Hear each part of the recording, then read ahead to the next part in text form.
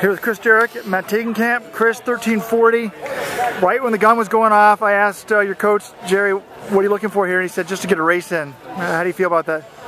Not very good. Yeah, I didn't really know what kind of shape I was in because I've only really done a couple weeks of workouts at altitude by myself, and that's hard. So I was hoping that it was just, oh, like, those times are terrible because we're at altitude and, you know, coming back and blah, blah, blah. But apparently, it's not as fit as I would have hoped.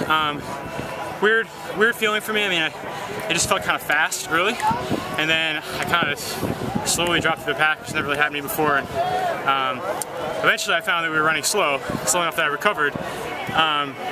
Didn't still really feel like I could move that well, but when we were running, I don't know, 66s or 67s or God forbid 68s, at least I felt good doing that. So yeah, strange race for me, not where I'd like to be at, but it is what it is, to use a cliche, and hopefully it'll be better in a couple weeks. Health-wise, how was the Achilles? How'd you feel though? I mean, I'm still working through some of that stuff. I mean, generally in the race I felt good.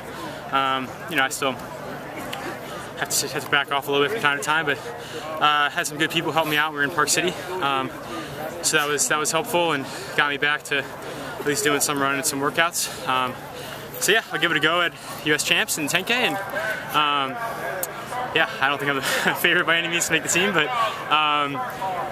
if I'm healthy, I'm going to run and compete. One of the biggest rivals, obviously, in the 10K would be Galen Rupp. A lot's been out about him and Coach Salazar.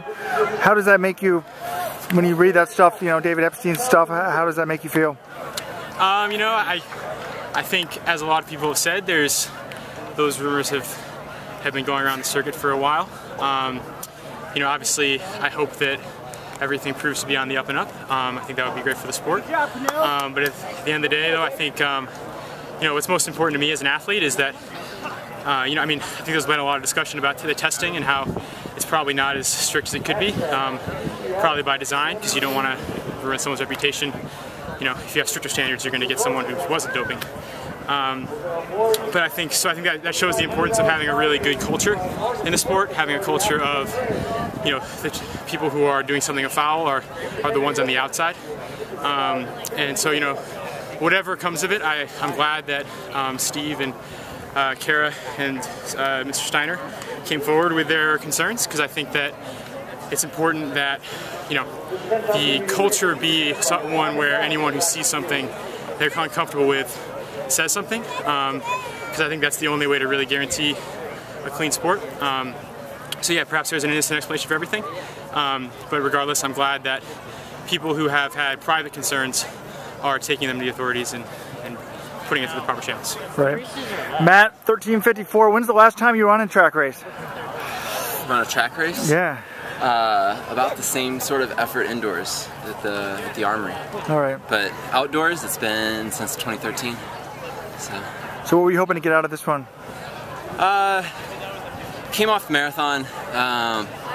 Really didn't start anything like mileage, and not even real mileage. Like running 70, 80 miles a week. Probably middle of May. And just got into it, and Jerry and I kind of chatted, and we spent a huge chunk of late fall, early winter, just nothing but marathon base, and we needed to get away from that for a while. So he told me to just make sure I have my legs, be ready to show up to the workouts and turn it over. And the workouts so far, they've just been short and not 1500 meter fast, but just turning it over, something that I can get in and feel comfortable in, just doing probably like 1500, 2K worth of work. And so this was just kind of the first test of like, what does it feel like again to really grind it out. And I think it would have been awesome to do a 3K time trial tonight instead of a 5K.